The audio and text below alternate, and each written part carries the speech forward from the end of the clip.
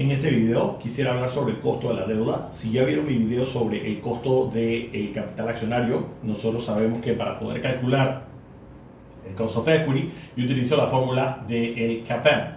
Y básicamente a mí me dice que el CAPM es igual a una tasa libre de riesgo más un beta por una cosa que llaman el equity risk premium, que es básicamente la diferencia entre el retorno que me está dando el mercado menos esa tasa libre de riesgo. Y si estoy en un país emergente, básicamente yo estoy multiplicándolo por el nivel de exposición que yo tengo a ese país multiplicado por el country risk premium. Esta fórmula evidentemente sería equivalente para el cost of equity, pero está muy relacionada también con mi costo de la deuda. Para poder calcular mi costo de la deuda, una de las maneras que yo podría utilizar es primero agarrando esta tasa libre de riesgo. También estaría utilizando, si estoy en un país emergente, cuánto es ese country risk premium. Y por último yo le estaría sumando una cosa que se llama el credit default spread.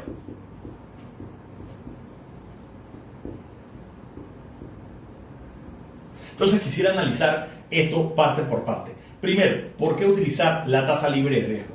Al final, cuando uno es inversionista y uno está tratando de buscar el mejor rendimiento posible, una de las evaluaciones que considera es que existe una relación directamente proporcional al riesgo y al retorno.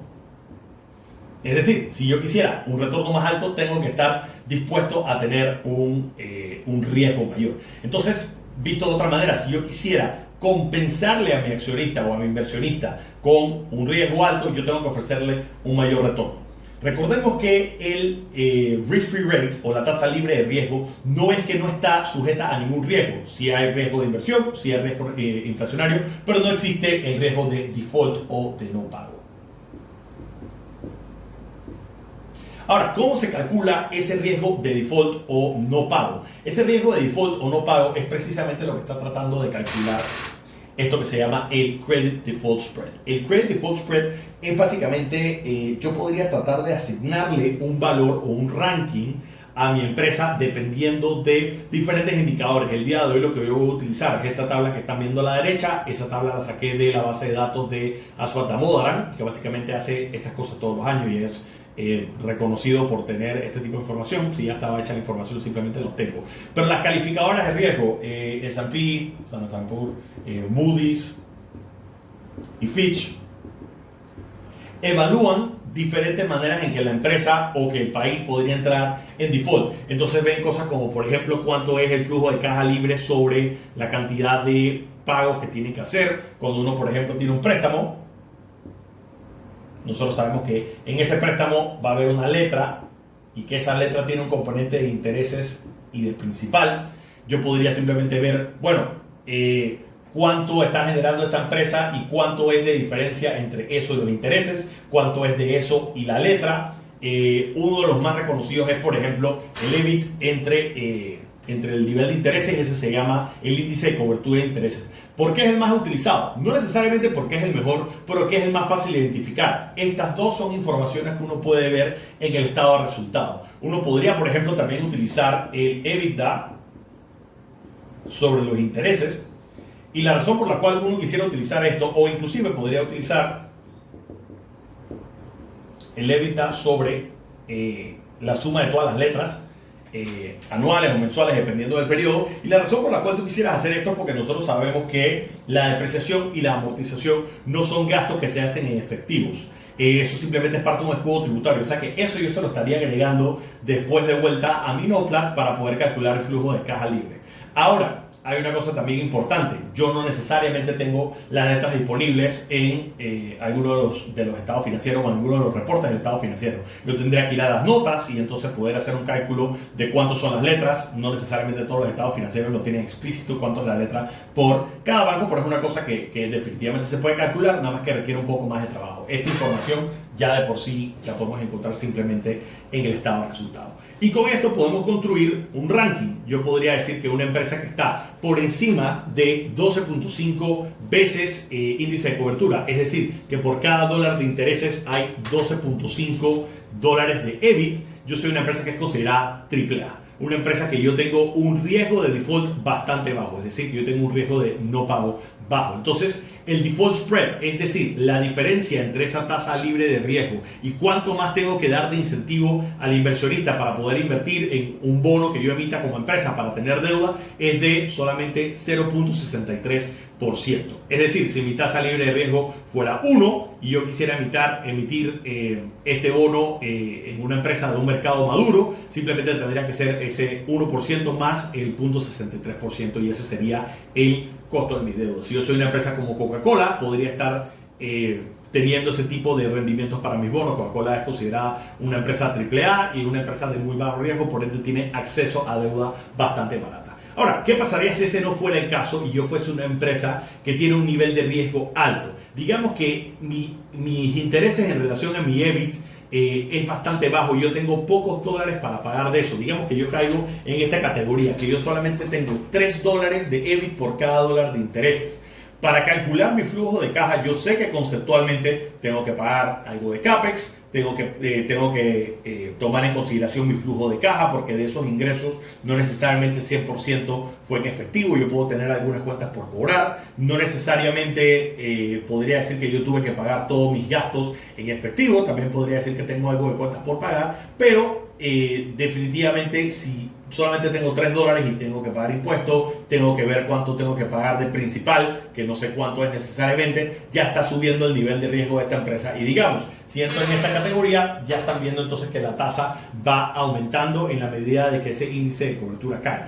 Esta tabla podría extenderse, simplemente llegar hasta este punto donde es una calificación triple C, porque ya estamos viendo que cuando caes en triple C estás en 8.20%. Obviamente te sube el nivel de riesgo en la medida de que aumenta esa percepción de riesgo por el punto de vista de la empresa.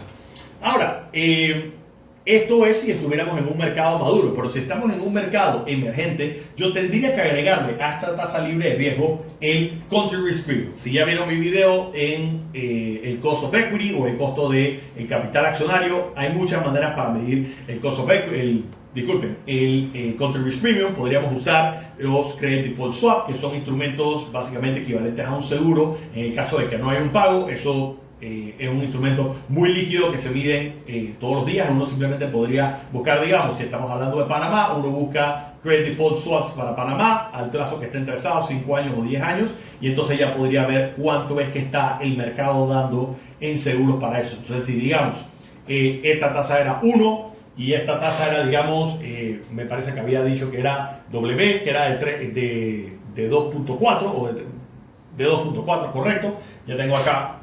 Simplemente voy a reescribir esto aquí. Tasa libre de riesgo, digamos que es 1. Digamos que yo busco mis Credit Default Swaps y mis Credit Default Swaps para Panamá, digamos que me dice 2%. Esto solamente para ilustración.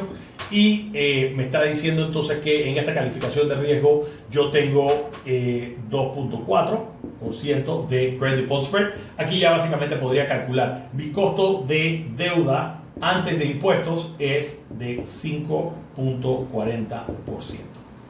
Ahora, dije antes de impuestos porque nosotros sabemos que existe un beneficio tributario de la deuda. Los intereses son deducibles de impuestos. Así que lo que yo tendría que hacer acá es básicamente ajustar esto por mi tasa de impuesto marginal. En el caso de Panamá, nosotros tenemos un flat rate, es decir que a todas las empresas se les cobra la misma tasa de interés, no es progresiva como en otros países, así que eso simplemente lo multiplicamos por 1 menos 25%, que es la tasa de impuesto en Panamá, y ya con esto entonces obviamente tendríamos nuestro costo de la deuda después de intereses, que básicamente según mi calculadora, aquí estaríamos hablando de 3.65%. Entonces, esa es una manera de calcular el costo de la deuda. Quiero entrar un poquito más de detalles de cómo yo puedo medir, digamos, la tasa libre de riesgo. Porque la tasa libre de riesgo es un documento que uno cambia todos los días. Eso obviamente es una transacción de mercado. Esa tasa, para hacer un poquito más de detalle, no es el cupón de un bono, sino es el rendimiento de un bono. Que voy a hacer una aclaración y hablar un poquito de esos instrumentos de renta fija en este momento. Cuando yo quiero emitir un bono puede ser un bono corporativo, puede ser un bono del Estado. Cuando yo quiero emitir un bono, normalmente yo lo emito, digamos que a $1000. Yo veo cuánto es lo que está ofreciendo de rendimiento, bonos comparables a mi calificación de riesgo. Entonces yo digo que bueno, yo estoy ofreciendo un cupón, puedo llamarlo I o puedo llamarlo, vamos a llamarlo cupón. Vamos a decir 10%, porque 10% que en ese momento era el yield o la tasa de interés que estaban ofreciendo esos bonos en ese momento.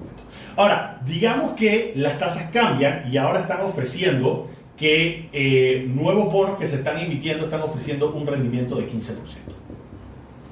La pregunta es, si yo quiero seguir ofreciendo un cupón de 10% en vez de ofrecer un cupón de 15%, ¿qué le debería pasar al precio de mi bono?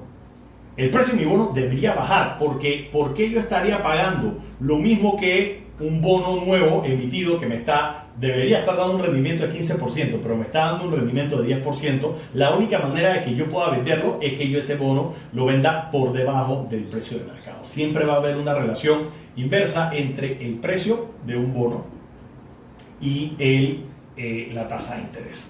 Entonces, es una consideración que yo tengo que tener. Si yo voy a emitir nueva deuda, tengo que buscar no cuánto yo estaba ofreciendo de cupón o de intereses en mi deuda anterior, sino que yo me debería estar fijando en el rendimiento que están ofreciendo bonos equivalentes en ese momento.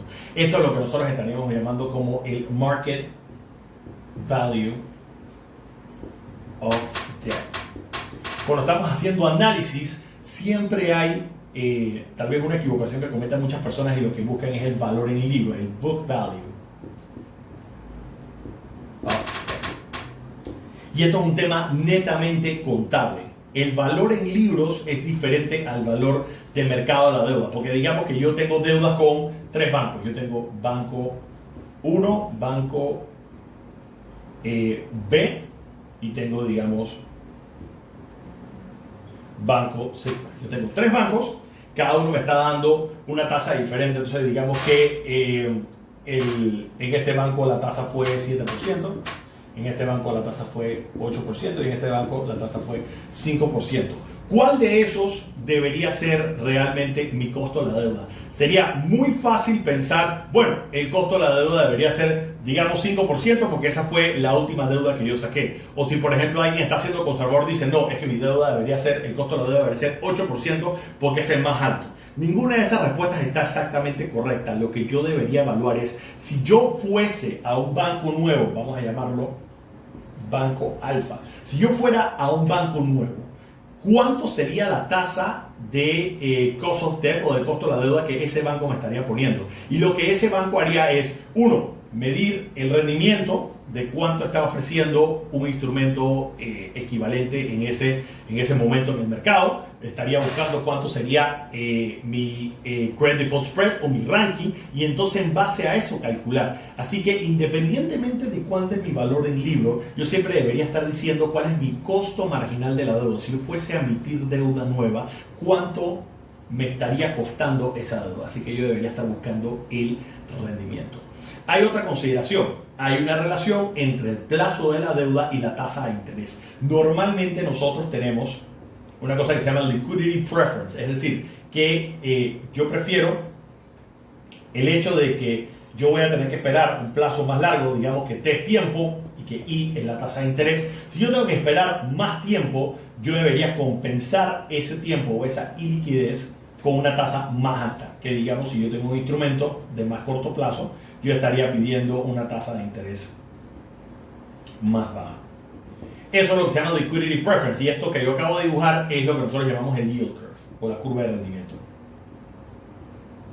A diferentes vencimientos uno podría estar encontrando diferentes puntos y se hace una curva más o menos de esta manera, en la que uno ve que existe una relación directa entre el plazo y los intereses. Esta es la forma en la que normalmente se ve el yield curve. Pueden haber yield curves invertidas. De hecho, eso suele ser un indicador financiero importante. Muchas personas dicen que cuando tienes un yield curve invertido, es decir, de que las personas están optando tener intereses más bajos en el largo plazo, es porque están pensando que en el corto plazo es mucho más riesgo que en el largo plazo. Esto se llama un inverse yield curve o un yield curve invertido. Tal vez ahora es un poco técnico y no es necesariamente básico para la introducción a este tema que quería hablar, pero sí es una consideración importante. Entonces, otra consideración importante es que el tiempo no necesariamente es cuando vence el bono. Nosotros tenemos el concepto de... Nosotros tenemos el concepto de el vencimiento. Si digamos el bono es de 10 años, el vencimiento de ese bono es a 10 años. Pero tengo una cosa que se llama la duración del bono. La duración del bono suele ser un número menor a 10 años y va a depender de el rendimiento de ese bono y cuánto cupón le está generando ese bono. Vamos a ver un flujito de un bono. Digamos que yo pagué hoy por un bono $1,000 y que al final de la vida de este bono yo voy a recuperar esos $1,000 más intereses a lo largo de la vida de ese bono. Aquí digamos que el vencimiento es 1, 2, 3, 4, 5, 6, 7.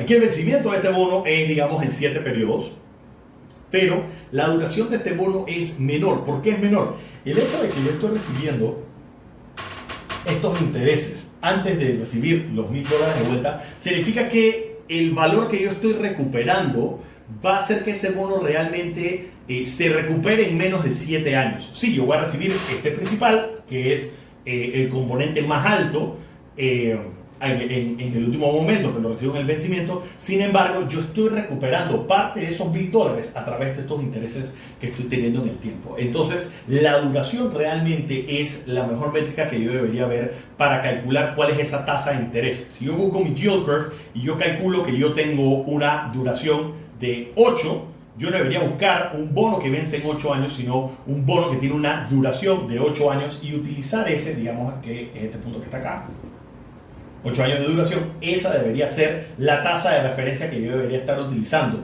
tanto para ese risk-free rate como para ese country risk premium. Y ya, evidentemente, el credit default spread, para que no se confunda con credit default swap, ese credit default spread sí es independiente de todas estas cosas que estamos viendo. Entonces, de esta manera yo podría entonces empezar a construir un cost of equity, un costo de deuda sintético para cada una de mis empresas.